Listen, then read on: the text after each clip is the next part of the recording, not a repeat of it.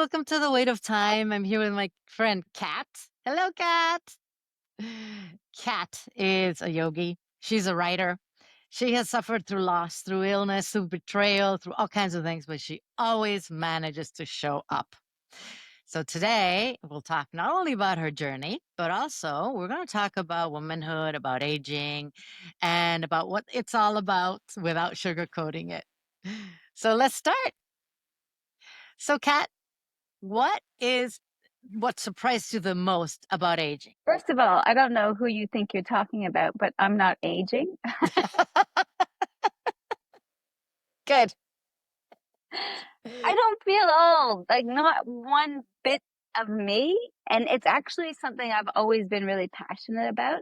I've never said, oh, I can't do that anymore because I'm getting older, or oh, that's getting harder because I'm getting older. I refuse to think that. I refuse to say that. So I really don't feel that age has slowed me down or stopped me. In fact, I actually feel a bit like Benjamin Button. I just seem to get stronger every year because I had this commitment. Every year I want to be stronger by the end of it than I am at the beginning of it. And I don't always do that, but I really have that goal at the beginning of every year. You lost your mom at a very young age, right? And how do you think that formed you as a woman and as a mother? Losing my mother, she died on my 12th birthday, and I was the eldest of five children. And I think losing my mother, what it really taught me is that every single thing in life isn't permanent.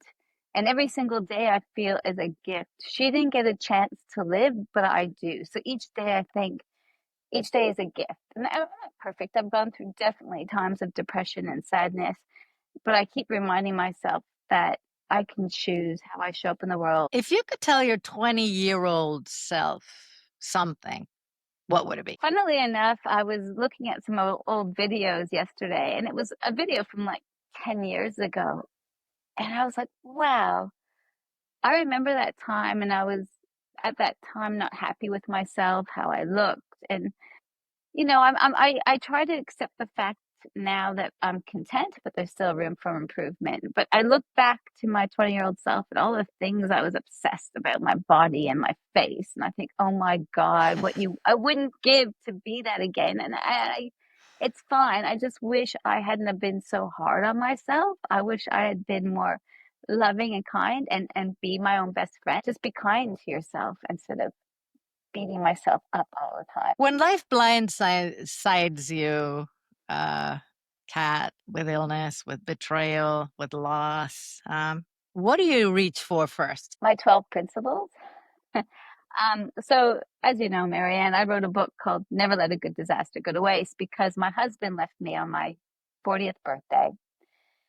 My daughter actually was the one to inform me that a friend of mine slept over in my bed. And when I realized that was the end of 15 years of marriage and three kids, that night I didn't go to the bottle of wine. I was very proud of myself, or the chocolate or the chips. I thought, you know what, tough buttercup. Booze is not the answer for this disaster. And all night I contemplated all of my disasters of my past. And by the morning, I realized that I could choose to suffer 12 hours, 12 days, 12 years, or a lifetime. And I chose 12 hours. And it was because of all my past disasters, reflecting on them and learning the wisdom of them, which was why I was able to overcome those things. So when betrayal happens, when, having MS and a disease where I couldn't walk for years, whenever anything happens, I really now recognize that it's like this now, and I choose how long I suffer, and knowing that I've got this. I've got this. I've gone through tough times before, and I will be stronger for this, but I can't go down that rabbit hole of fear and despair. I have to keep focused on manifesting the life I want to create. What role has forgiveness played in your own healing? Well, one of my 12 principles is radical forgiveness. And I teach yoga, as you know, and I study Buddhism. And one of the first principles is ahimsa, non-harm, non-violence. And while we all know that we shouldn't harm animals or harm other people, we know that, but we don't often think of it in context to ourselves. That to do no harm, to practice ahimsa, we must first do no harm to ourselves in our thoughts and how we treat ourselves. So I think it's important to radically forgive ourselves for the things we've done and how we've treated ourselves. We have to radically forgive that little girl, that pained person, and really understand that we all do the best that we can with the knowledge that we have. So if I can be wrong and I have to forgive myself, I have to forgive others because others make mistakes. We are all making mistakes. Forgiveness is the best thing we can do for ourselves, because when we hang on to that anger, and in Buddhism, we talk about when you're angry, what do you look like? Your face, the way you look, you're angry, you got beady eyes. And that anger manifests in your body. And I believe so much disease and illness or dis-ease comes from our refusal to let go of our anger. That's beautiful, Kat. And I've known you for a long time now, and I think that you really do live by that principle. You do. You're pretty awesome that way. How do you see motherhood differently now at your age than you did when you were younger? Great question, Marianne, because like I told you, I was the eldest of 5 children. My mother passed away on my 12th birthday. So we were like 3, 5, 7, 9, 11. And I felt like I had been a mother for a long time. I committed and always said, I'm not having kids because I've had children. I never wanted children. And I know I'm going to sound like an idiot, but I had 3 kids in 3 years, and every single one of them were surprises. Anyway, I decided that I was either going to drive into a tree or I had to find another way. And that's when I was reading Eat, Pray, Love. And I thought, if Elizabeth Gilbert can go to India and find peace, maybe I can go to Goa and find happiness. But I had 3 kids, and my bank account basically said, yeah, dream on, girl. So instead, I went to Melbourne, like a 4-hour drive from my home, and I found a Buddhist class. And that first class changed my life forever. I went to this Buddhist class, and I was surrounded by all of these women and some men, and they were warm and kind and loving. And I was like one of those when Harry met Sally, like whatever they're having, I want it too. And that's when I realized I sat there in that circle and I told them why my life sucked. I told them I live in the middle of nowhere. I have a disease. I'm told I'll be in a wheelchair by the time I'm 40. I struggle to walk. I have 3 kids who I love, but I'm really struggling with that and being a parent. And my teacher looked at me and she said, you think your life sucks? You need to change your perception. You got to find something that you hate and turn it into something that you love. And you've got 1 week to do it. So I thought of the most soul destroying thing I could ever think about, and that was Vegemite. And I went home and I started trying to love Vegemite. And when I realized that I could love Vegemite, I realized I could change my perception on my entire life. I realized that I could love my children instead of seeing them as miniature decimators.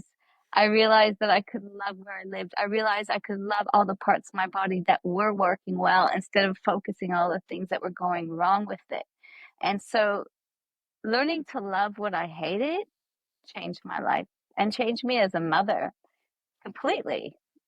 And joyful effort, which is, there's so much to unpack in this, actually. All right. Finally, what is the best piece of advice anybody in your life has given you? The secret to having it all is knowing that you already do. There's nothing else you need. And it's that wanting and that grasping and that desire that is the root of our suffering. So it's my desire to end desire, the desire to just go, ah. And yes, right now I'm in paradise, and I'm not always. Last week I was on top of a volcano and it was pouring rain and it was freezing cold and it was miserable. And I'm like, I can choose contentment here and now. It doesn't matter what's going on outside of me. I can always choose my thoughts, and I can always choose the things I'm grateful for. I can choose to be miserable that I'm at the top of this mountain and soaking wet and cold and in a wet sleeping bag, or I can go, oh my God, you just climbed a volcano. Your legs are working. They didn't Yeah. work for a long time. Putting one foot in front of the other is such a gift. And I think when we start focusing on all the things that are going right instead of the things going wrong, our life changes. Comparison shopping Compare shopping. I on love other that. people's lives. Yeah. I have your book right here. There's never let a good disaster go to waste. I've read it. I've read it a couple times. It's a great book, Kat. And I know you're writing a new one. What's your new book called? Well, I'm playing with the title at the moment, but it's actually the book I wanted to write from the beginning. It was called How to Get Over Betrayal in 12 Hours, a survival guide for the soul. And when I say betrayal, it was betrayal more because my husband left and I got over it in 12 hours. But it's actually about how to overcome and transform suffering from many things. I say divorce, disease, depression, and even irritating people. That's good. Irritating people. I am going to put the link to Kat's book down in the description box if you guys are interested. It's great. I highly recommend it. And it's also a bestseller on Amazon. Thank you, Kat, for all your time and for your wisdom. You're a beautiful human being, and I feel very blessed to have you in my life. Actually, I feel very blessed to have you in my life because you are honestly like this incredible and dominable force of love, kindness, the most incredible cook. And I feel sorry for anyone that hasn't had the opportunity to eat your cooking. But the way you look at life and your energy and the fact that you're always evolving, you constantly inspire me. I just I think you're just incredible and Thank I'm you. so grateful for having you in my life. We're grateful for each other. Well, we attract what we put out into the world. We put out There you love, go. kindness, and positivity, and that's what we get back. So I guess you're my karma. All right, guys, thank you for being on the Weight of Time because aging is a privilege and it doesn't have to be bad, as you have seen. Thank you so much, Kat. I really appreciate it. Love Bye. you. Love you too. Bye. Bye bye.